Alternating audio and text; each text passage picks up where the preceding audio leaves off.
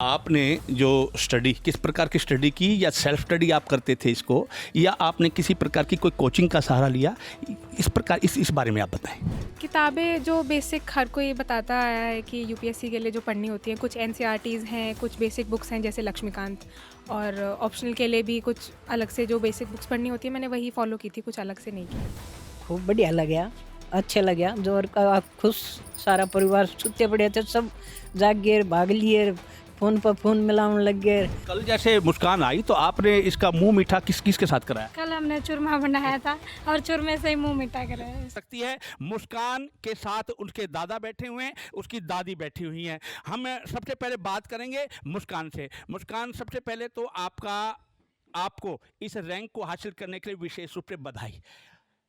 पहला मेरा सवाल ही आपसे ये है कि आज जो आपने यूपीएससी की परीक्षा में आपने 72वां रैंक हासिल किया है, जब आपको एक रैंक हासिल हो चुका था 474वां रैंक पिछली बार, तो ऐसा आपने क्या सोचा कि नहीं इससे हट करके कुछ किया जाए? आपको ये प्रेरणा कहाँ से मिली और कैसे आप इसको देखते हैं?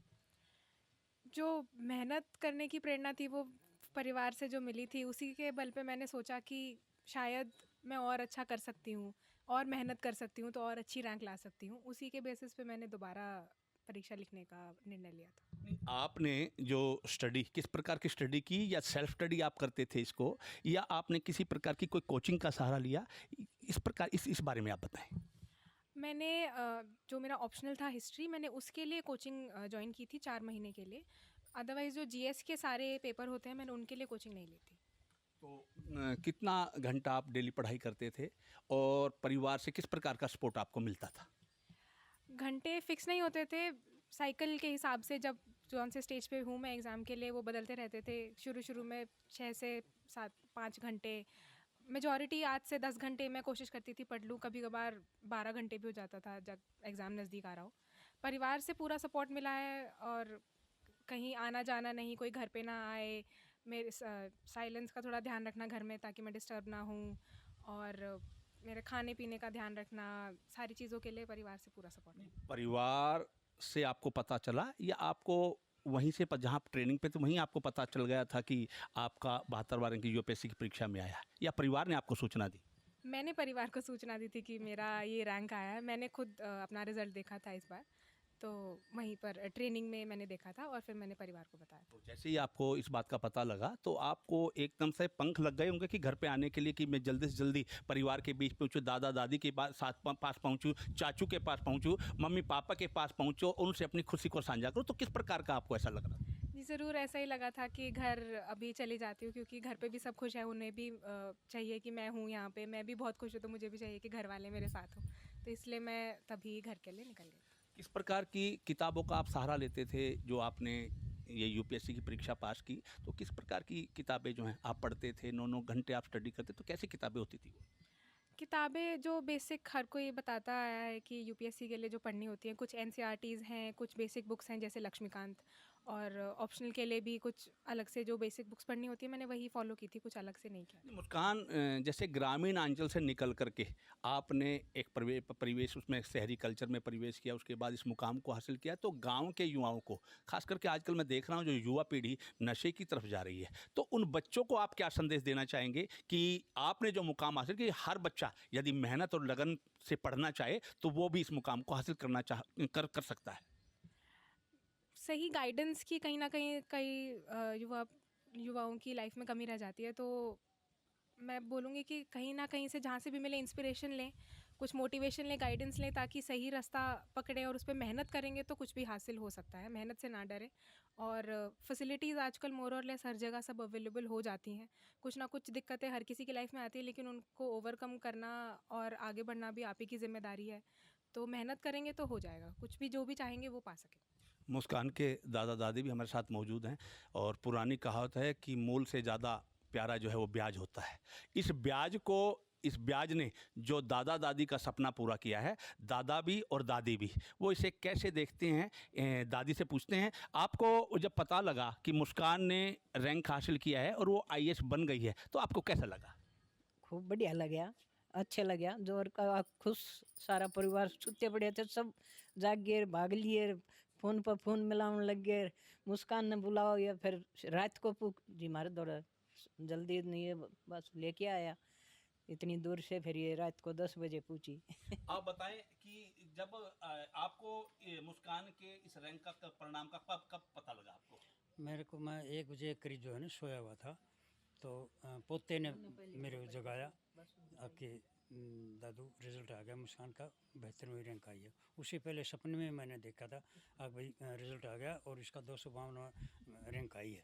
तो एक जब उसने जगाया मेरे को तो एकदम करंट सा दौड़ गया शरीर में, रोंगटे खड़े हो गए खुशी से, बहुत बहुत ज़बरदस्त खुशी हुई। आपका सपना तो पूरा हुआ, लेकिन सपना वो पूरा नहीं हो कि आपने 272वें रैंक का जो सपना देखा था, आपका सपना पूरा हुआ बेटी के पोती के IAS बनने का।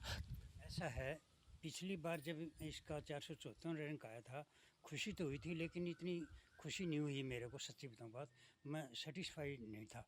चाहे पोती सेटिस्फाई हो, मैं इसकी रैंकिंग से सेटिस्फाई नहीं था। तो उसी टाइम मेरे मन में आ गई थी वहाँ ये दोबारा इसने ट्राई करना चाहिए बेटी ने। और क्योंकि एक पेपर इसका हिस्ट्री का एक पेपर उसमें मार्क्स बहुत कम थे, अगर वो मार्क्स दूसरे पेपरों के इक्वलेंट आ जाते तो उसी टाइम इसकी रैंकिंग ये जो आज है उसी टाइम हो जाती। एक पेपर में कमी रह गई जिसके कारण ये इसकी रैंकिंग पिछली बार नहीं ऊपर आई, तो इस बार जो है इसने वो कमी पूरी कर दी सारी। मुस्कान के मम्मी पापा भी हमारे साथ मौजूद हैं और उनसे भी पूछेंगे कि जब ये बेटी के चुनाव पर इसका बेटी के परिणाम का पता लगा, UPSC परीक्षा परिणाम का, तो उन्हें किस प्रकार की खुशी महसूस हुई और उन्होंने किस प्रकार से लोगों में, आपस में, भाईचारे में, परिवार में, समाज में इस खुशी को कैसे साझा किया। जैसे ही बेटी के परिणाम का आपको पता लगा तो आपने इस खुशी को कैसे साझा किया? भाई सबसे पहले तो खुशी का ठिकाना ही नहीं रहा, साथ में आसमान पे बैठा दिया इन्होंने हमें। मम्मी पापा का आशीर्वाद लिया, रिश्तेदारों में, परिवार में फ़ोन कॉल्स किए, बताया सबको, मुबारकबाद दी, फ्रेंड सर्कल को बताया, फिर मिलने वालों को 1-2 के कॉल बैक आई, घर पे हैं, हम मिलना चाहते हैं। तो इस तरह से मतलब बहुत खुशी महसूस हो रही है। जैसे इसका नाम मुस्कान था और उसी मुस्कान को परिवार के हर चेहरे पर इसने ला करके खड़ा कर दिया। तो बचपन की कोई इसकी मुस्कान की बात बताएंगे कि बचपन से क्या आप देखते थे कि ये बेटी एक दिन ऐसा मुकाम हासिल करेगी? नहीं, इससे उम्मीद पूरी थी, इस चीज़ की उम्मीद हमेशा से थी। स्टार्टिंग स्कूल लेवल से ही बहुत इंटेलिजेंट रही है, टॉपर रही है अपनी क्लास में भी, +2 तक दादरी APJ स्कूल में +2 की इसने। तो स्टार्टिंग से इंटेलिजेंट थी, इसकी उम्मीद थी हमें पूरी कि ये अचीव करेगी ऐसा कुछ। मुस्कान जब घर आई रिजल्ट के बाद तो आपने मुस्कान का स्वागत कैसे किया? गले मिले, एक दूसरे को सबने बधाइयाँ दी और बस ऐसे मिलके कि भाई बधाई हो। उन्होंने भी हमें कहा कि भाई इतनी अच्छी रैंक हासिल कर ली, बेटी ने नाम रोशन कर दिया।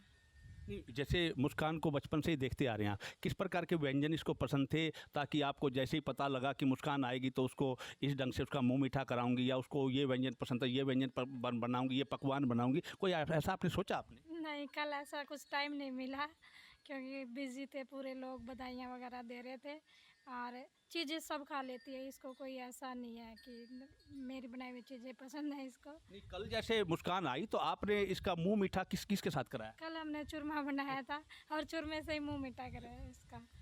तो ये थे मुस्कान के परिवार के लोग जिन्होंने मुस्कान की जो ये रैंक आई है 72वीं रैंक, इस खुशी को ऐसे साझा किया जैसे इनकी खुशी कि जो इन्होंने सपना देखा था उस सपने को एक तरह से पंख लग गए हों और वो आसमान में उड़ारी ले रहे हों। झज्जर ज़िले के गांव सेलंगा से मुस्कान डागर के परिवार के बीच से प्रथम शर्मा, हरियाणा तक के लिए।